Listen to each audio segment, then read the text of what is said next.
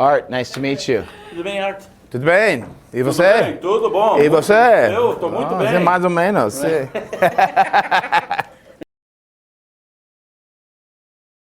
You know, the main difference between the feature and the series is, one, it takes place about a year and a half before, and there's such a jump between the first movie and the second movie that we wanted to tell the stories of how they got there, like how the relationship between Hiccup and Astrid came to be. How did Hiccup, all of a sudden he has this flight suit. How did that happen? Why did it happen? The Dragon Blade, how did that come about? Was it an accident? Did it happen, on purpose? Did it give him an idea? How did Stoic get his dragon? How did Garber get his dragon? So it gave us a platform to fill in a lot of the gaps while at the same time sending the kids out on their own to the edges of the archipelago where they're going to meet new dragons and new bad guys and have to deal with problems on their own, which is not something we've seen before. They're away from Burke. It's wish fulfillment for kids to be out on your own, especially on dragons, away from your parents, but it's also difficult. So the issues you have to deal with, maybe you weren't thinking about when you decided to take that leap as a kid. I think that resonates with our audience, both adult and young kids. Yeah.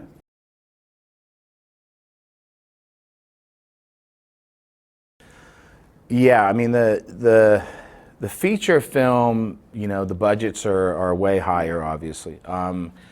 We were faced with the problem that we wanted our show to be as good looking as the feature. Yeah. And I think we've done a pretty good job of it. But in that, you've got to figure out how to do stuff for cheap. So we have a visual effects supervisor who's awesome, a guy named David Jones, and he has literally created technology like crowd systems to be able to have a lot of dragons, thousands of dragons, water interaction, better hair sims, some things that the audience might not know about, but there's an episode where we have Snotlout going up and down in water, which you just couldn't do before, not for TV. Yeah. Way too expensive. Yeah. So we've gotten a chance to do that, and he always tells us, keep writing stuff that we can't do, so we have to figure out how to do it. So that's what we do,